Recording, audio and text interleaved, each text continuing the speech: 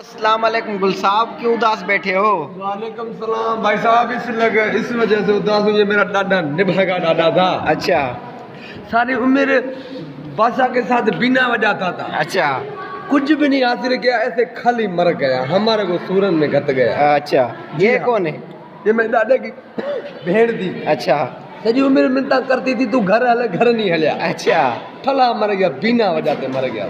अच्छा जी हाँ, कुछ नहीं।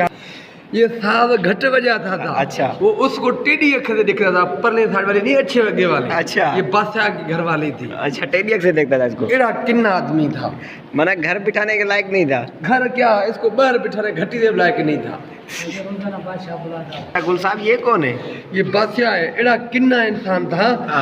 फैसले घट करता था, मेरी दादी को देखता था, मेरे दादा को धुन में होता था।